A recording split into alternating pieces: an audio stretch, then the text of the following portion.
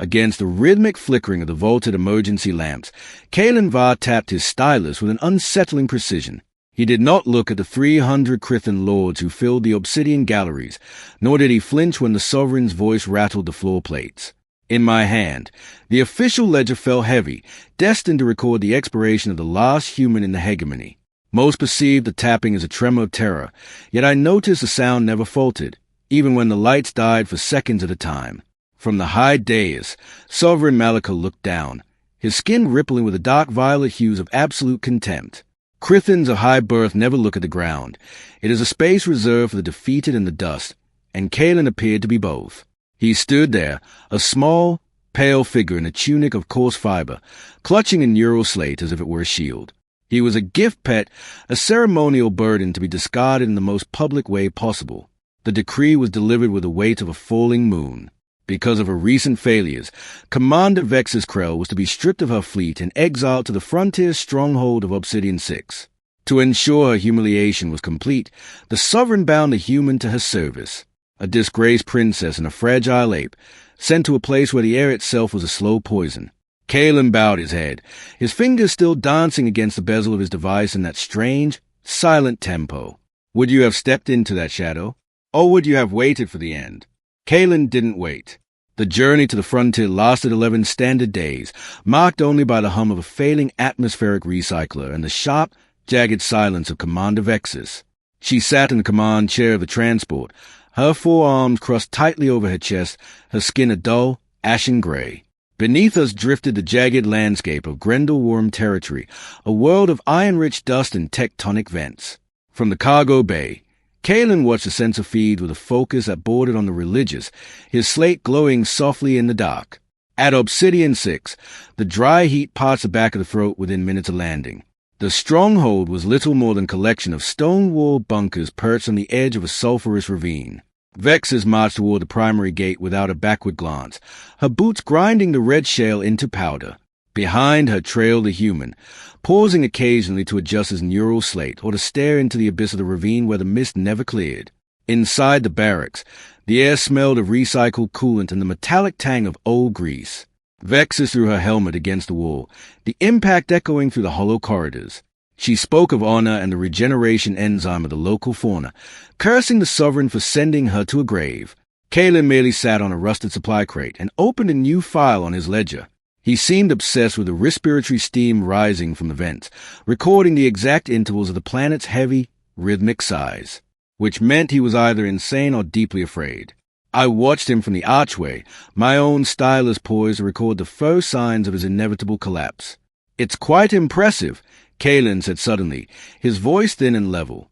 He pointed to a data readout of a Grendelworm's hide, which could heal a rail slug wound in under 3 seconds.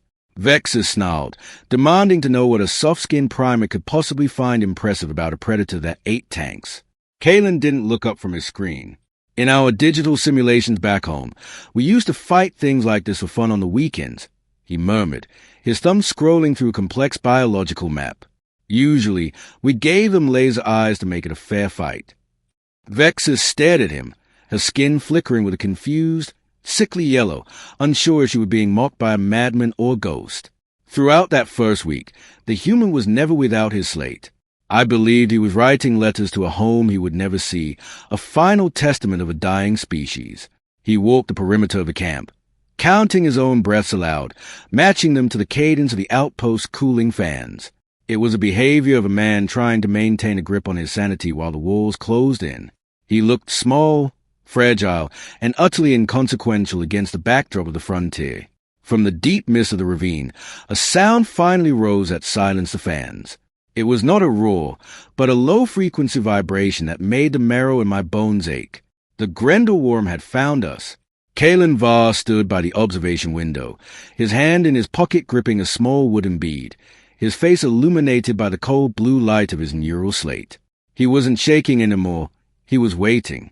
Outside the bunker walls, the mist thickened into a physical weight. Commander Vexus checked the charge on her plasma spear for the 50th time, her skin a frantic, strobing violet that signaled a warrior's readiness for death. Beside her, the human remained seated on his crate, his gaze fixed on the floor. I noted the irony in my ledger.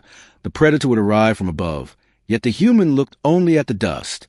Into the silence of the room leaked the vibration again, a rhythmic thrum that matched the precise stylus tapping Kalen had performed in the sovereign's court.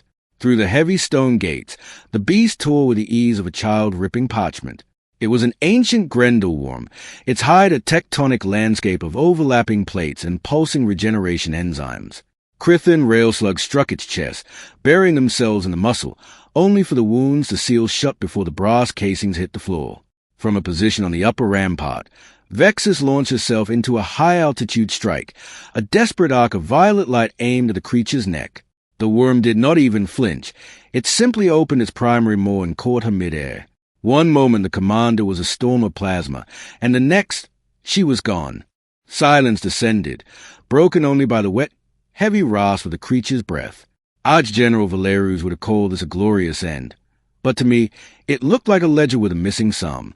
Kalen Var stood up then, his movements devoid of the frantic energy that usually characterized his kind. He did not run for the escape pods. Instead, he walked toward the breach in the gate, his boots clicking softly against the shale. Kalen carefully wiped a smear of grit from the corner of his neural slate. Gone was the illusion of the trembling gift pet. He moved with a terrifying economy of motion, his eyes locked on the rhythmic expansion of the worm's secondary ribcage. I believed then that he sought a quick death, a way to avoid the slow digestion of the beast's stomach. Into the shadow of the closing jaws, Kalen slid across the broken stone, disappearing into the dark. Within the creature's throat, the air would have been a toxic slurry of acids and heat. Kalen found the anatomical seam, a tiny fold of unarmored tissue near the primary valve that his slate had identified hours ago.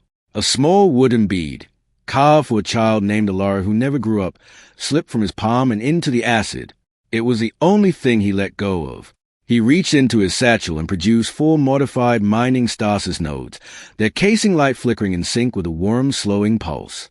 Those nodes, Kalen secured to the internal walls with the steady hands of a master clockmaker.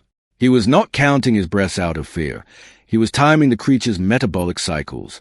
The misinterpretation of his cowardice felt like a physical weight in my chest as I watched the creature suddenly stiffen. Blue light erupted from the worm's nostrils and eyes, a freezing force that ignored the regeneration enzyme entirely. From the inside out, the biological titan began to crystallize, its cells shattering as the stasis field expanded. Came the sound of a mountain breaking.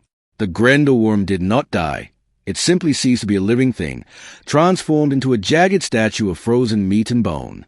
From the center of the crystalline wreckage, Kalen pulled a shivering, gasping Vexus, her armor scorched but her life intact. He did not offer a speech or cry of victory. He simply checked the battery life on his neural slate and began walking back toward the communications array. Arch-General Valerius stood in the Crythan spire 3 weeks later, his forearms trembling with a rage he could not name. He demanded the sovereign declare the victory dishonorable, a trick of a scavenger that bypassed the rights of combat. Vexus Krell stood beside the human, her skin a steady, respectful blue I had never seen on a commander. She produced a biological ledger Kalen had written on Obsidian 6, a document that detailed every weakness of the hegemony's greatest threats. The sovereign took the device, his fingers tracing the bezel where the human had once tapped out his silent countdown. Kalen Var looked at the Arch-General, then at the floor, his posture unchanged from the day of his sentencing. He was a man who had seen the end of the world and decided to take notes instead of screaming. The hegemony had spent centuries looking up at the star for enemies, never realizing the most dangerous weapon was the one looking at the dirt beneath their feet. Sovereign Malika cleared his throat, the sound echoing through the obsidian halls. No decree was spoken, yet the silence of the court had shifted. Vexus leaned toward the human, her voice a low murmur that ignored the protocols of her rank. "The next outpost," she said. "I want to know how the rocks breathe." Kalen nodded, his thumb already scrolling through the next set of variables on his screen. The neural slate sat on the edge of the transport's viewing port. Outside, the red sun of a new frontier began to set over the jagged horizon. The screen glowed with a steady, amber light, displaying a list of chemical compositions and thermal gradients. A single line of text remained active at the bottom of the ledger. It was a record of the wind speed across the shale.